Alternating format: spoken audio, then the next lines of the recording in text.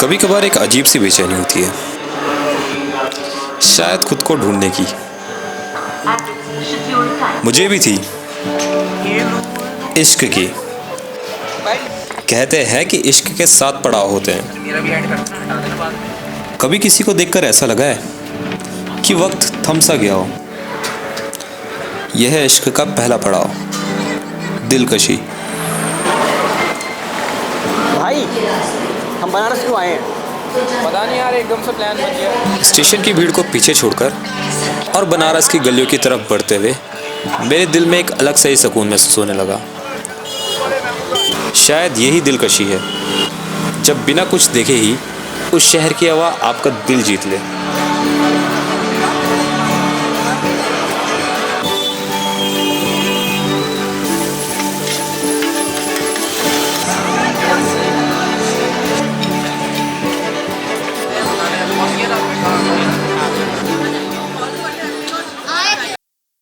कोई तो है खुदा जिसकी दुआ से हो तुम मेरे दिल में सदा। उन्स, इश्क का दूसरा पड़ाव, यानी कि किसी से इतना ज़्यादा जुड़ जाना कि उसके बिना आपका मन ही ना लगे। कोई तो है खुदा जिसकी दुआ से हो तुम मेरे दिल में सदा। कोई तो है खुदा जिसकी रज़ा से हो तुम मेरे जीने की वजह। ढूंढा था अब तक बस 2 पल का चैन, तुम्हारे आने से है बेहद सुकून। चाहत हुई तुमसे बेइंतहा, बस है तुम्हारा ही हर वक्त जुनून। मुझे लगा नहीं था कि रात के टाइम बनारस इतना ज़्यादा सुंदर दिख सकता है। एक्सपीरियंस मज़ा आ गया। क्या मज़ा आया? बनारस के घाट, बनारस की नदियाँ तो नहीं, नदी एक घाट और गली, मज़ा आ गया। स्टार्ट तो यही हुआ था कि आज हम सुबह से आए, बट जो एक्सपेक्टेशन थी वो नहीं दिखी। मतलब ऐसा हो रहा था कि यार 80 घाट तो हम पहुँच, हाँ 80 घाट पे जब हम पहुँचे थे ना, तो भाई ऐसा हो रहा था कि यार कहाँ पहुँच गए हम, ये कौन सी जगह पे पहुँच गए भाई। बिल्कुल ख़त्म हो गया था एक्सपीरियंस, क्योंकि जो वाटिका ही था ना उस जगह का नाम, वाटिका पिज़ेरिया करके एक जगह है, वहाँ हम गए थे, हमने खाया, हमको नहीं आया पसंद। फिर हमने घाट देखा, हमको घाट भी नहीं आया पसंद। फिर उसका शाम जब हुई, उसके बाद हम बैठे एक बोट राइड में, और भाई जो देखा हमने, क्या एक्सपीरियंस था भाई। कुछ कहना चाहोगे भुवन भाई? तुम तो चुपचाप बैठ रहे हो। मस्त एक्सपीरियंस था भाई, मतलब once in a lifetime वाला एक्सपीरियंस। अब कल सुबह हम सनराइज़ बोट, मतलब सनराइज़ के टाइम जाएंगे बोट राइड पे, तो तब देखते हैं तब कैसा रहेगा एक्सपीरियंस। बाकी आशीष भाई से ही पूछ लेते हैं। मैं तो ये बोलूँगी मैं दोबारा आऊँगा यार, दोबारा। हाँ, इश्क का तीसरा पड़ाव, मोहब्बत। सुबह उठते ही हमें बनारस एक अलग ही नजरिए से देखने को मिला, और गंगा जी के साथ बहते हुए ऐसा लग रहा था कि मानो मैं इस कहानी का मेन किरदार हूँ।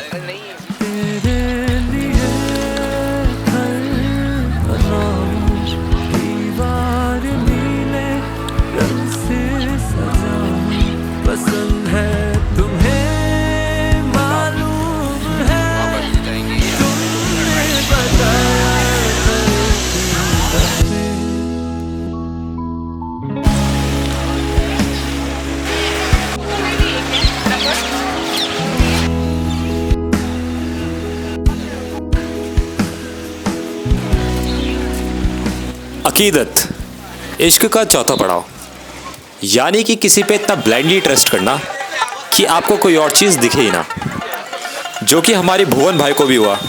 एक इंस्टाग्राम तो गाइस, श्री जी के अभी पिया, आपने क्या पिया था? मलायू, बट मलायू का मजा नहीं आया। बनारस बस अपने घाटों के लिए नहीं, बल्कि एक और जगह के लिए फेमस है। नाम सारनाथ।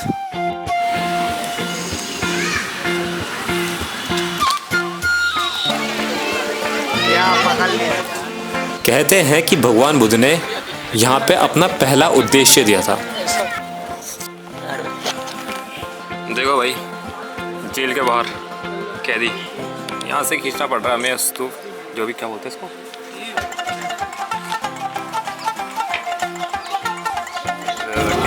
आज है दूसरा दिन हमारा बनारस में, और तुम सोच रहे होंगे कि हम यहाँ कहाँ बैठ रखे हैं। किसके बारात में आ रखे हो भाई? आपके या हमारे बारात में आ रखे हैं, जो कि कभी हो नहीं सकती अभी दिन हो चुकी है। जो कि हो नहीं सकती अभी सफल। बट ये चेक करो एक बारी भाई, क्या है ये जगह। इश्क का पांचवा पड़ाव, इबादत।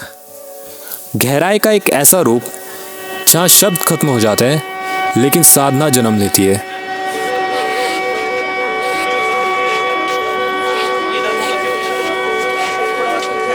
बनारस सिखाता है कि प्रेम हमेशा हमें किसी इंसान से नहीं होता है। कभी कभार ऐसे नगर, ऐसे शहर से हो जाता है कि जो हमारी आत्मा का स्थायी पता बन जाता है।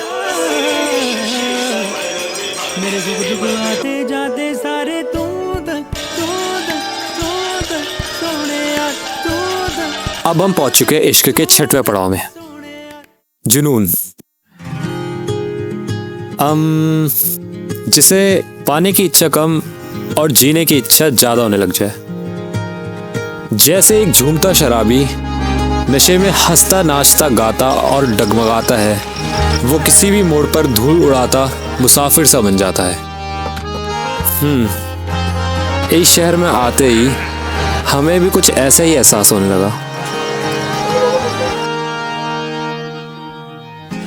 मानो ये शहर बसता नहीं हो, बस सांस में जीता हो। कुछ शहर पसंद आते हैं, पर कुछ शहर ऐसे भी होते हैं जो हमारे दिल में बस जाते हैं। बनारस उनमें से एक है।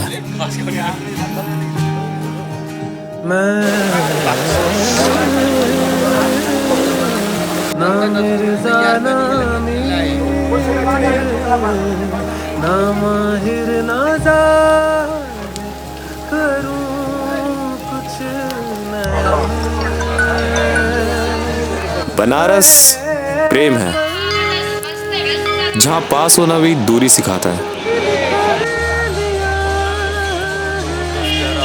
यहाँ मिलना तो कुछ पल का होता है, पर बिछड़ना ताउम्र। इस शहर में रिश्ते ठहरते नहीं, बस यादों में सांस लेते हैं। लोग साथ तो बैठते हैं, पर दिल अलग अलग होते हैं। प्रेम यहाँ पूरा तो नहीं होता, बस अधूरा रह जाता है। बनारस सिखाता है कि सच्चा प्रेम वही होता है जो अधूरा रह जाता है।